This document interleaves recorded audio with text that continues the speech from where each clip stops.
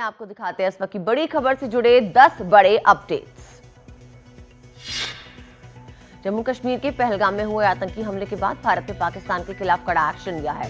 सिंधु जल समझौते को तत्काल प्रभाव से स्थगित करने का ऐलान हुआ है। ये रोक तब तक जारी रहेगी जब तक पाकिस्तान की ओर से आतंकवाद को बढ़ावा देने की मांग खत्म नहीं हो जाती।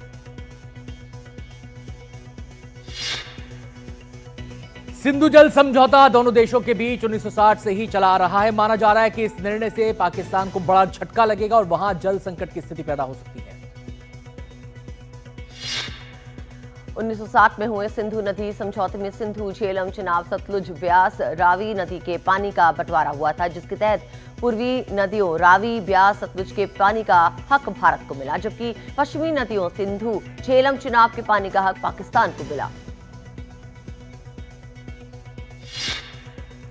दूसरा बड़ा फैसला लिया गया कि भारत पाकिस्तान के बीच के अटारी चेक पोस्ट को तत्काल प्रभाव से बंद किया गया है। वैध दस्तावेज पर पाकिस्तान गए भारतीयों को 1 मई 2025 तक का समय लौटने के लिए दिया गया है।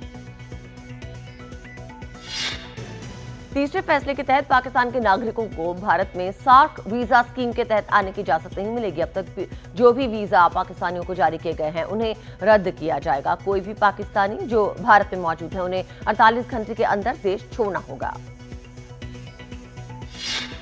चौथा बड़ा फैसला लिया गया है। दिल्ली स्थित पाकिस्तानी दूतावास में मौजूद सेना, नेवी और एयर एडवाइजर को वापस जाना होगा। इन लोगों के वापस लौटने के लिए 1 सप्ताह का वक्त है। इसके अलावा इस्लामाबाद स्थित अपने उच्चायोग से भी भारत अपने अधिकारियों को बुलाएगा।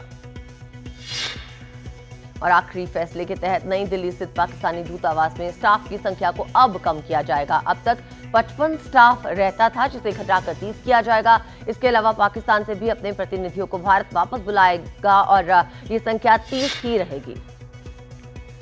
पाकिस्तान पर पाबंदियों के ये फैसले पहलगाम आतंकी हमले को लेकर सीसीएस की बैठक के बाद लिए गए हैं। पीएम की अध्यक्षता में ये बैठक 2.5 घंटे चली, जिसमें पहलगाम हमले पर गहन चर्चा हुई। माना जा रहा है कि इस बैठक में भारत ने पहलगाम आतंकी हमले को लेकर आगे की रणनीति तय की है, जिसका असर जल्द दिखेगा।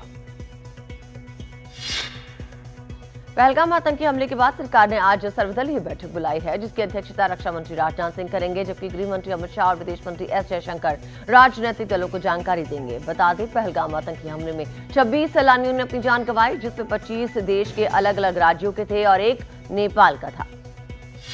पहलगाम हमले में शामिल आतंकियों की तलाश तेज हो गई है। अनंतनाग पुलिस ने आतंकियों के बारे में जानकारी देने वाले को 20 लाख के इनाम की घोषणा की है। साथ ही इस मामले में एफआईआर दर्ज हुई है। पहलगाम थाने में दर्ज इस एफआईआर में यूएपी और आर्म्स एक्ट समेत कई धाराएं लगाई गई हैं।